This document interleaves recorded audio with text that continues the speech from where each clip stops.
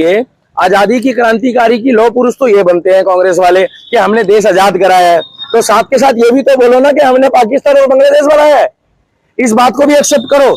अगर आपने मकान बनाया है और उसको 4 फ्लोरों पे बांट दिया तो आप ये मत बोलो कि हम एक ही घर में रहते हैं। वो घर नहीं हुई, वो 4 छत हो गई। एक ही घर वो होता है जिसमें एक घर में एक छत में 4 कमरे हो, छत एक होनी चाहिए भाई साहब। ऐसे तो ये जो फ्लैट होते हैं ये कांग्रेस की भाषा है भाई साहब, इसलिए बोल रहा हूँ वेस्टर्न कल्चर।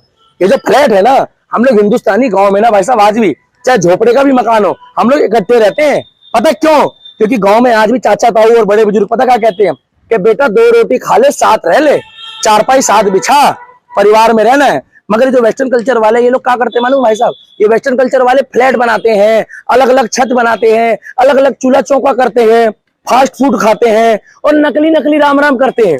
इनमें ये पप्पू जोड़ो आंदोलन है। जितने भी भारत में पप्पू है ना, देखिए मैं नहीं बोल रहा हूं उनको, उन्हीं की पार्टी के एक नेता है जो मुस्लिम है, वो महाराष्ट्र के हैं। उन्होंने मालूम है क्या बोला भाई साहब?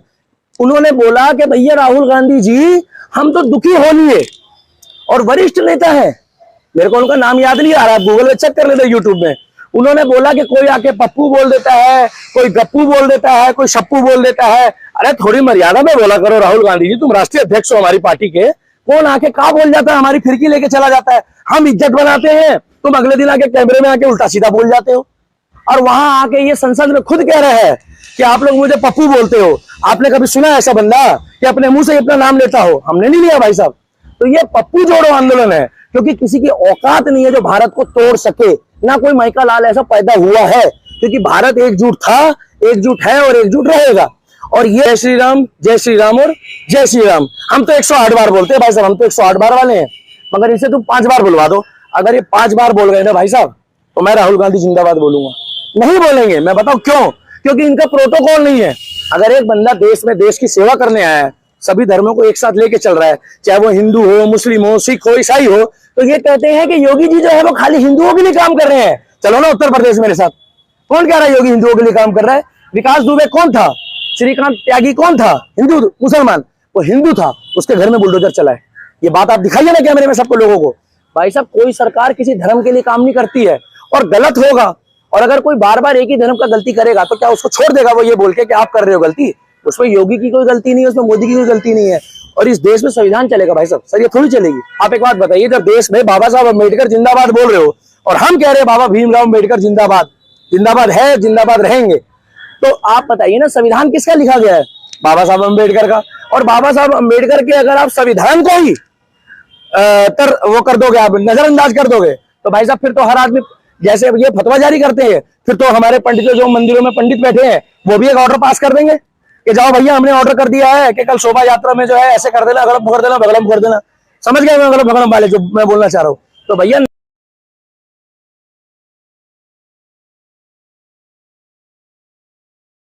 दीपक जी, लगातार कांग्रेस अपने आप में जान खोने की कोशिश कर रहे हैं। इसी मुहिम में राहुल गांधी भारत जोड़ो एक यात्रा पे निकले हैं, आप इसको कैसे देखते हैं? जय श्री राम, जय हिंद। पत्रकार महोदय, मैं आपके चैनल के माध्यम से बताना चाहूंगा, बहुत ही अच्छा सवाल पूछा आपने। और पिछले 4-5 दिनों से बहुत पत्रकारों ने भी ये मेरे से सवाल पूछा, और वो बहुत अच्छा सवाल पूछा है मेरे से। और मैं पत्रकारों के लिए भी और मीडिया के लिए भी ये बात कहूंगा कि इनका भी धन्यवाद है कि ऐसा सवाल पूछते हैं, क्योंकि सवाल में से ही जवाब निकलता है। आप पहले तो मुझे ये बताइए कि पत्रकार महोदय आप भी भारत के नागरिक हैं, कोई आप बाहर से तो आए नहीं, विदेशी मूल के तो है नहीं आप। कुछ लोग हैं विदेशी मूल के, मैं इसलिए बोल रहा हूँ। अब वो विदेशी मूल वालों को विदेशी सभ्यता आती है, विदेशी सोच विचार है, वेस्टर्न कल्चर वो अपनाते हैं।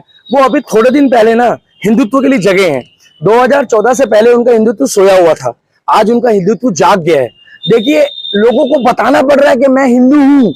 सबसे बड़ी बात यह है कि हमारे देश में 4 धर्म है, हिंदू, मुस्लिम, सिख, ईसाई। हम सबका सम्मान करते हैं, ठीक है। और मैं तो खास तौर पे सबकी इज्जत करता हूँ, मेरे धर्म की भी करनी पड़ेगी, क्योंकि देखो भाई सब धर्मों में हमारा धर्म भी आता है, और हमारे देवी देवताओं का जो मजाक बनाएगा उसकी फिरकी भी ली जाएगी, चाहे वो किसी भी धर्म का हो।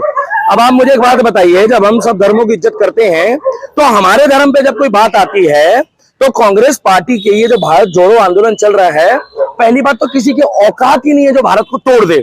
1947 में जो हुआ वो गलत हुआ। उस टाइम पे ना तो नरेंद्र मोदी था, ना आरएसएस का कोई उस टाइम पे वर्चस्व था कि उस आंदोलन में नरेंद्र मोदी या आरएसएस जो है वो भारत को या पाकिस्तान को या बांग्लादेश को 3 भागों में बांट सके। हालांकि वो 70 या 80 में बांग्लादेश अलग हुआ था। मगर मुझे आप एक बात बताइए, आजादी की क्रांतिकारी की लौह पुरुष तो ये बनते हैं कांग्रेस वाले कि हमने देश आजाद कराया है, तो साथ के साथ ये भी तो बोलो ना कि हमने पाकिस्तान और बांग्लादेश बनाया है। इस बात को भी एक्सेप्ट करो। अगर आपने मकान बनाया है और उसको 4 फ्लोरों पे बांट दिया, तो आप ये मत बोलो कि हम एक ही घर में रहते हैं। वो घर नहीं हुई, वो 4 छत हो गई। एक ही घर वो होता है जिसमें एक घर में एक छत में 4 कमरे हो, छत एक होनी चाहिए भाई साहब। ऐसे तो ये जो फ्लैट होते हैं, ये कांग्रेस की भाषा है भाई साहब, इसलिए बोल रहा हूँ वेस्टर्न कल्चर।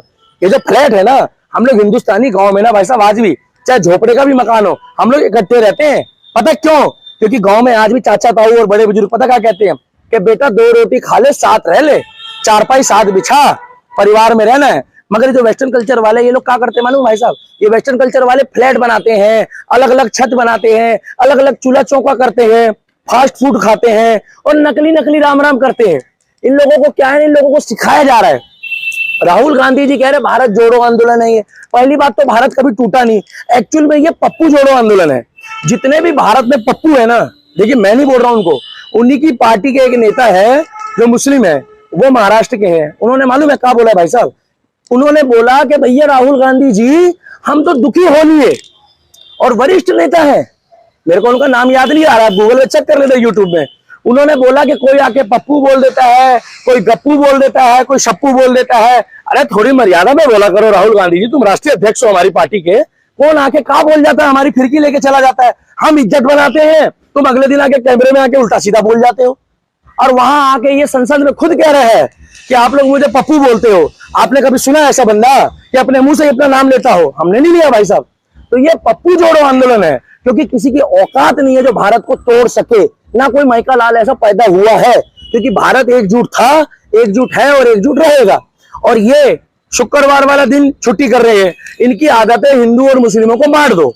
जब कन्हैया कुमार की डेथ हुई, सही बोला गलत बोला वो कोर्ट में निर्णय चल रहा है, वो 2 लड़के पकड़े गए, उन्होंने लाइव वीडियो डाली, तो इन्होंने एक बारी भी उसको ढंग से श्रद्धांजलि नहीं दी। कोई भी कांग्रेस का नेता उसके घर नहीं गया। पूछो क्यों? कि वो भारत का नागरिक नहीं है। इनके हिसाब से वो भारत का नागरिक नहीं है, इनके हिसाब से। अरे भाई अगर वो भारत का नागरिक है और तुम भारतीय मानते हो, तो तुम हिंदू मुस्लिम क्यों देखते हो किसी के घर जाने से पहले?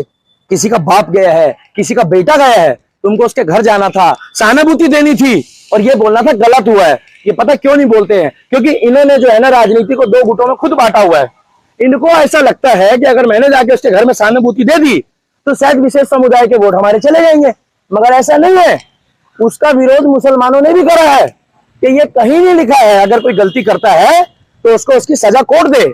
सरपन से जुदा के लिए कोई भी मुस्लिम जो नमाज पढ़ता है वो कभी नहीं कहेगा किसी का सरपन से जुदा करो, क्योंकि अल्लाह की इबादत करने वाला व्यक्ति, अल्लाह ने तो कभी किसी को कष्ट पहुंचाने की बात ही नहीं बोली है। सरपन से जुदा की तो बात ही अलग रही भाई साहब, क्योंकि जो लोग ऊपर वाले को मानते हैं ना भाई साहब, वो कभी किसी को कष्ट नहीं पहुंचा सकते हैं।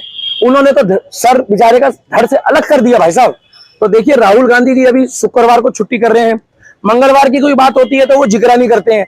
मैं आपको एक ही बात बोलना चाहूंगा आपके चैनल के माध्यम से, आपको शायद समझ आए, ये लाइन मत काटना आप मेरी, कि राहुल गांधी जी से 5 चीजें बुलवा लो। मैं गारंटी दे रहा हूं मैं राहुल गांधी को वोट दूंगा। बहुत बड़ी बात बोल रहा हूं भाई साहब मैं कैमरे के आगे। एक, उनको बोलो अपनी हर रैली में 5 बार बोल दे हर हर महादेव, हर हर महादेव, हर हर महादेव, हर हर महादेव, हर हर महादेव। मैं बताऊं पत्रकार नहीं बोलेंगे। मैं बताऊं क्यों? उनका प्रोटोकॉल नहीं है, उनके विशेष समुदाय के वोट चले जाएंगे। और अगर कोई बयान है आपका हर हर महादेव बोलता हुआ तो मुझे दिखाओ। मैं कैमरे के आगे आपको चैलेंज कर रहा हूं, आपका कोई सा भी चैनल हो, और एक बार उनसे 5 बार बुलवा दो जय श्री राम, जय श्री राम, जय श्री राम, जय श्री राम और जय श्री राम। हम तो 108 बार बोलते हैं भाई साहब, हम तो 108 बार वाले हैं, मगर इसे तुम 5 बार बुलवा दो। अगर ये 5 बार बोल गए ना भाई साहब तो मैं राहुल गांधी जिंदाबाद बोलूंगा। नहीं बोलेंगे, मैं बताऊं क्यों? क्योंकि इनका प्रोटोकॉल नहीं है। अगर एक बंदा देश में देश की सेवा करने आया है, सभी धर्मों को एक साथ लेके चल रहा है, चाहे वो हिंदू हो, मुस्लिम हो, सिख हो, ईसाई हो, तो ये कहते हैं कि योगी जी जो है वो खाली हिंदुओं के लिए काम कर रहे हैं। चलो ना उत्तर प्रदेश मेरे साथ। कौन कह रहा है योगी हिंदुओं के लिए काम कर रहा है? विकास दुबे कौन था? श्रीकांत त्यागी कौन था? हिंदू मुसलमान, वो हिंदू था, उसके घर में बुलडोजर चला है। ये बात आप दिखाइए ना कैमरे में सबको लोगों को। भाई साहब कोई सरकार किसी धर्म के लिए काम नहीं करती है, और गलत होगा। और अगर कोई बार बार एक ही धर्म का गलती करेगा तो क्या उसको छोड़ देगा वो ये बोल के कि आप कर रहे हो गलती? उसमें योगी की कोई गलती नहीं है, उसमें मोदी की कोई गलती नहीं है, और इस देश में संविधान चलेगा भाई साहब? सर ये थोड़ी चलेगी। आप एक बात बताइए, जब देश में बाबा साहब अम्बेडकर जिंदाबाद बोल रहे हो और हम कह रहे हैं बाबा भीमराव अम्बेडकर जिंदाबाद, जिंदाबाद है, जिंदाबाद रहेंगे, तो आप बताइए ना संविधान किसका लिखा गया है? बाबा साहब अम्बेडकर का। और बाबा साहब अम्बेडकर के अगर आप संविधान को ही वो कर दोगे, आप नजरअंदाज कर दोगे, तो भाई साहब फिर तो हर आदमी जैसे ये फतवा जारी करते हैं, फिर तो हमारे पंडित जो मंदिरों में पंडित बैठे हैं वो भी एक ऑर्डर पास कर देंगे कि जाओ भैया हमने ऑर्डर कर दिया है कि कल शोभा यात्रा में जो है ऐसे कर देना, अगलम कर देना, बगलम कर देना। समझ गए मैं अगलम भगलम वाले जो मैं बोलना चाह रहा हूँ? तो भैया ना तो फतवे से देश चलता है और ना चलता है पुजारियों के कहने से, देश चलता है संविधान से, देश चलता है लॉ एंड ऑर्डर से। जैसे मैं पार्क में इंटरव्यू दे रहा हूँ, पार्क में इंटरव्यू देते हुए अगर किसी के घर के बाहर खड़ा होकर दूंगा तो उसे परेशानी हो सकती है कि भैया मेरे मकान के आगे क्यों बोल रहा है। मगर ये तो सार्वजनिक स्थल है ना भाई साहब, यहाँ कोई बुजुर्ग आदमी हंस रहा है, खेल रहा है, कूद रहा है, तो भारत सरकार ने बोला है ये बनाने को। कुछ लोगों को मोदी के शौचालय से दिक्कत है, आप राहुल गांधी जी से ये तो पूछो कि उनको दिक्कत क्या क्या है मोदी जी से। कपड़े ये मोदी जी के नहीं देख सकते हैं, पैंट इनको मोदी जी की पसंद नहीं है, जूता इनको मोदी जी का पसंद नहीं है। अरे उसके पारिवारिक मसले में ये इन्वॉल्व हो जाते हैं। आप अपनी मम्मी के साथ नहीं होते क्या?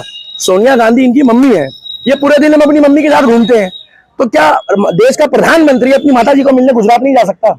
जा सकता है, क्यों नहीं जा सकता भाई? वो चाहे उसके पैर छुए, चाहे उसके पैर धो के पिए। और तुम कितने कैमरामैन नहीं लेके जाते जो वो कैमरामैन ना लेके जाए? अगर वो कैमरामैन लेके जाता है तो वो उसकी पर्सनली सोच है। आप देश के प्रधानमंत्री के लिए उंगली उठा रहे हो, तो देखिए सीधी सी बात है, राहुल गांधी जी का विपक्ष में होना जरूरी है, क्योंकि ये जो है ना तीन लोग हैं, सोनिया गांधी, प्रियंका गांधी और राहुल गांधी। वही चाचा है, वही भतीजा है, वही भतीजा है और वही चाचा है, और चाचा कोई है ही नहीं। ये राष्ट्रीय अध्यक्ष चुनते हैं, जब कोई हार जाता है तो सोनिया गांधी कहती है कि राहुल गांधी ने हरवा दिया, राहुल गांधी कहता है प्रियंका गांधी ने हरवा दिया, और प्रियंका गांधी कहती है कि सोनिया गांधी ने हरवा दिया। फिर ये चिल्चर सीवर करते हैं। जनता के बीच जब तक आप जाके उनके साथ कंधे से कंधा मिलाकर और बैठ के बात नहीं करोगे, इस जनता से पूछोगे नहीं कि 70 साल में देश में क्या काम हुआ है और क्या नहीं हुआ है। मैं शीला दीक्षित को बढ़िया बोलता हूँ, कांग्रेस से मुझे मतलब नहीं है, मुझे उस बीमारी से मतलब है जो ये बीमारी उन्होंने पाल रखी है। शीला दीक्षित बढ़िया है, हमें शीला दीक्षित को दिक्कत नहीं है। जयप्रकाश अग्रवाल बढ़िया है, हमारे क्षेत्र का पूर्व सांसद रहा है, हमें कोई दिक्कत नहीं है। सचिन पायलट, राजेश पायलट बढ़िया है। ज्योतिरादित्य राय सिंधिया कांग्रेस में था, आज बीजेपी में आ गया। ये लोग कहते हैं खरीदते हैं बीजेपी वाले नेता। ये भैया ज्योतिरादित्य राय सिंधिया कितने पैसे में खरीद लिया? अरे वो खुद राजवाड़े खानदान का, इसको क्या खरीदोगे तुम? जिसके खुद के पर्वत है, जिसके खुद महल है, जिससे गवर्नमेंट परमिशन लेती है उस जगह में जाने की। तो सीधी सी बात है, ये भारत जोड़ो आंदोलन जो ये चला रहे हैं, भारत तोड़ने की किसी के बाप की औकात नहीं है। भारत जोड़ो नहीं है ये पप्पू जोड़ो आंदोलन है। जितने भारत में पप्पू है सबको इकट्ठे कर लो और इकट्ठे करके ये बता दो कि राहुल गांधी के सपोर्ट में जो बंदे खड़े हैं वो सारे पप्पूवादी वाले हैं, और जो नरेंद्र मोदी के साथ खड़े हैं उसमें से ये छाटते हैं। ये कहते हैं देखो ये मुसलमान है इसको डराया है, ये हिंदू है इसको डराया है। अरे मोदी को 140 करोड़ लोगों ने ना, कम से कम 90% लोगों ने वोट दिया है, उसमें किसी का जात और धर्म नहीं है, जब नरेंद्र मोदी देश का प्रधानमंत्री बना है। मगर ये लोग जातिवाद की राजनीति करते हैं। शुक्रवार को इनको छुट्टी देने का मकसद ये था कि ये चाहते हैं कि मुस्लिम भाई खुश हो जाएं। और सच बताऊं, उत्तर प्रदेश में जाके आप पूछ लो, इनकी जमानत जब्त हो गई है। उत्तर प्रदेश में मुसलमान भी खुश है योगी के राज में, क्योंकि जब किसी की बहन बेटी छेड़ी जाती है ना, जब किसी की बहन बेटी छेड़ी जाती है तो ना वो हिंदू की होती है, ना वो मुसलमान की होती है, ना सिख की होती है, ना ईसाई की होती है, वो हिंदुस्तान की बेटी होती है। और योगी ने क्लियर बोल दिया है कि जो जिस भाषा में जवाब चाहता है उसको उस भाषा में दिया जाएगा, चाहे वो किसी भी मजहब की बहन बेटी हो। अगर उसको कोई वहां टच भी करता है ना भाई साहब, तो उसके घर में बुलडोजर खड़ा होता है। आज भी किसी के मकान के बाहर उत्तर प्रदेश में बुलडोजर खड़ा होता है ना, तो माँ पूछती है बेटा बाहर बुलडोजर खड़ा, कहीं पत्थर तो नहीं चला कर आया? ये योगी का खौफ है। अब तो वहां पर मंदिर के बाहर चप्पल भी चोरी नहीं हो रही है। उसका कारण है क्योंकि लोगों के मन में डर है कि भैया योगी है तो मुमकिन है और मोदी है तो मुमकिन है। मेरी बातें नहीं है, 5 राज्यों में इलेक्शन हुए, 4 राज्यों में बीजेपी जीत गई। और यही केजरीवाल जी, जहां देखी तवा परात वहीं बिताई सारी रात। एक केजरीवाल जी क्या कहते थे, ईवीएम हैक कर ली। भाई उठाया मुद्दा ईवीएम का? इन्होंने नहीं उठाया मुद्दा। क्यों नहीं उठाया मालूम है? इनको पंजाब जीत रहा था, 4 राज्यों में इनकी जमानत जब्त हो गई केजरीवाल जी की। आज दिल्ली की आम जनता 8 बजे के बाद दारू पी के सड़क में जगह जगह लेटती थी। इनसे ये पूछो ना भाई साहब कि वो जो बेचारे का लीवर सड़ता था वो हिंदू का होता था या मुसलमान का होता था, सिख का होता था या ईसाई का लीवर होता था? लीवर भाई साहब किसी का धर्म का नहीं होता है। लोगों के लीवर गर गए, किडनी गर गई। पहले इन्होंने 2 बोतल की आदत डाल दी लोगों को, अब दोबारा 1 कर दी। अब जिसको 2 की ललक होती है ना भाई साहब, वो खरीद के पिएगा, क्योंकि नशा एक ऐसी चीज है कि आदमी पेट भर के खाना ना खाए मगर पेट भर के नशा जरूर करता है, मैंने देखा है। तो सीधी सी बात है पत्रकार महोदय, ये भारत जोड़ो आंदोलन नहीं है, भारत तो कभी टूटा भी नहीं है। भारत तो हमारे 140 करोड़ लोगों का है। ये पप्पू जोड़ो आंदोलन है। और केजरीवाल जी के बारे में आप लोग सवाल जवाब पूछते हैं, मैं ही बता देता हूँ, वो गुरु के सगे नहीं है भाई साहब। आप एक बात बताइए, आप भी तो पत्रकार की कोई ना कोई गुरु होगा आपका, है या नहीं, एक बार बताइए पहले। बिल्कुल है तो क्या आप अपने गुरु के सगे नहीं हो? आप अपने गुरु को तो सगे हो गए। अरे भाई, कोई भगवान को मानता है तो वो भगवान का सगा है, कोई वाहेगुरु को मानता है तो वाहेगुरु का सगा है, जो अल्लाह को मानता है वो अल्लाह का सगा है। अबे भाई, ये तो अपने गुरु का सगा नहीं है। अन्ना हजारे कौन है? अन्ना हजारे इनका गुरु है। आज अन्ना हजारे 4 दवाई के गोली के पत्ते को तरस रहा है, और ये क्या कहता था कि हम लोग विश्व की वर्ल्ड क्लास सुविधाएं दे रहे हैं, मोहल्ला क्लिनिक में गधे और घोड़े सो रहे हैं, जाके देखो। और अगर इसकी मोहल्ला क्लिनिक में वर्ल्ड क्लास सुविधाएं थी ना, तो कोविड में इतने लोग कैसे मर गए? अच्छा, मर गए हैं तो मोदी ने मरवा दिए, और बच गए हैं तो देखो जी, ये मैंने बचाए हैं, आप भगवान लग रहे हो। आज हम लोग बिना मास्क के चौड़े होके घूम रहे हैं ना भाई साहब, ये मोदी का कमाल नहीं है, 140 करोड़ लोगों की दुआओं का कमाल है।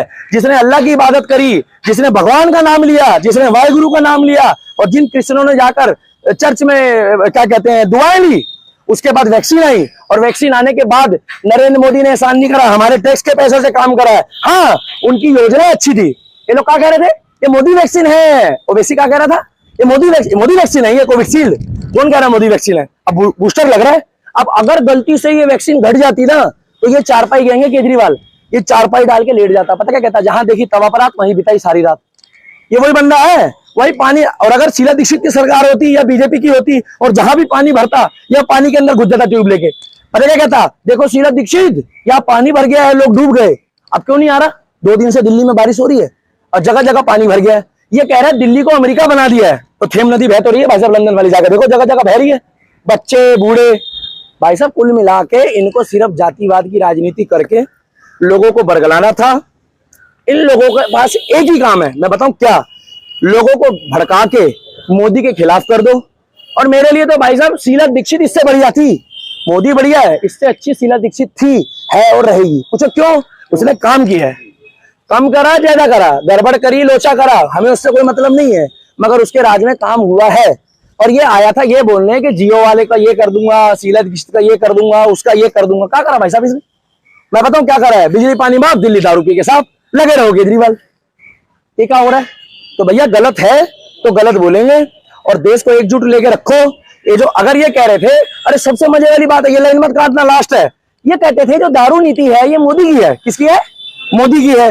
लोग बेचारे सड़क किनारे मेरे से कह रहे हैं दारू जो है ये मोदी जी बिकवा रहे हैं। अच्छा भाई, मोदी जी बिकवा रहे हैं।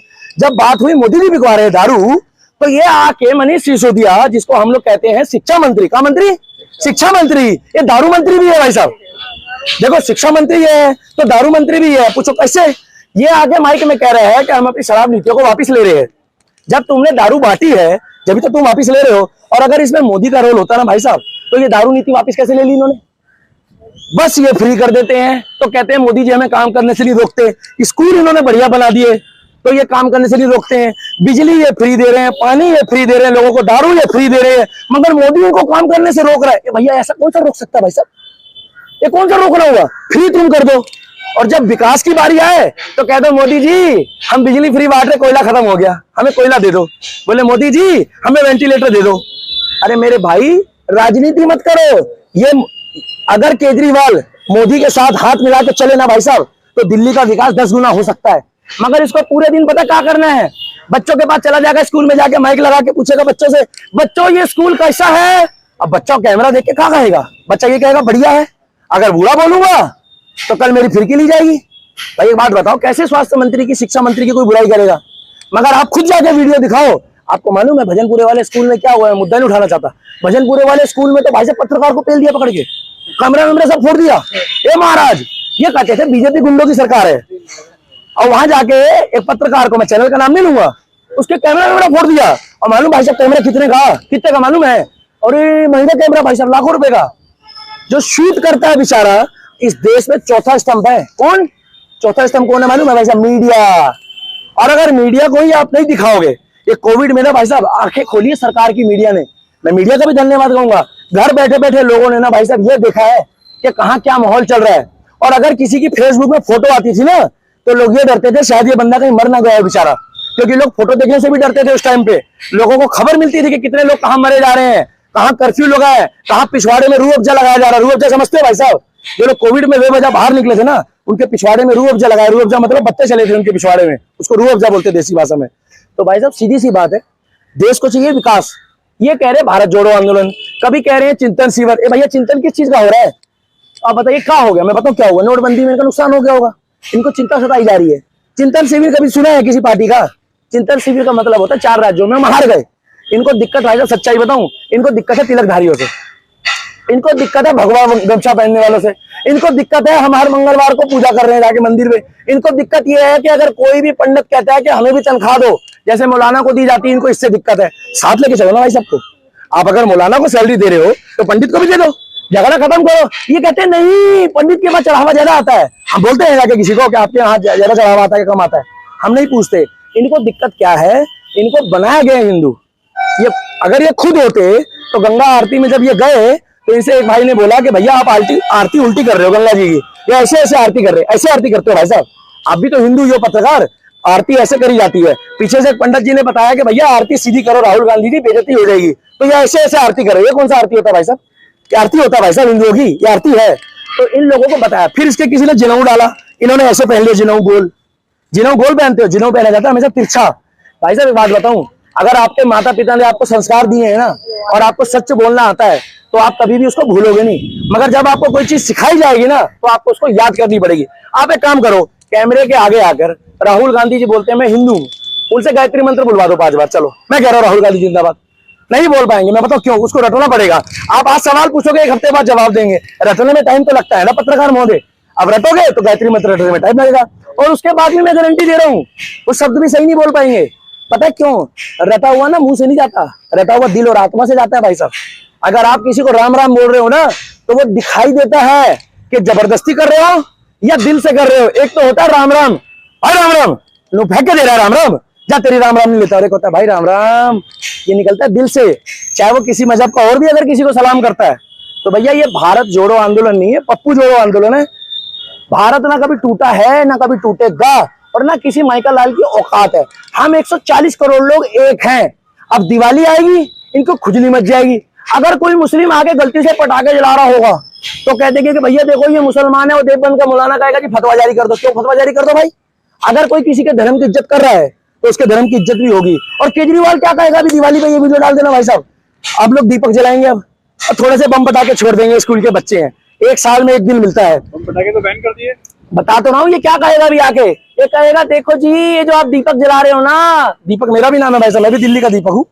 ये दीपक जलाने से उत्तरी ध्रुव का ग्लेशियर पिघल गया, ग्लोबल वार्मिंग आ गई, पृथ्वी में छेद हो गया। ये महाराज एक दीपक जलाने से पृथ्वी में छेद हो गया?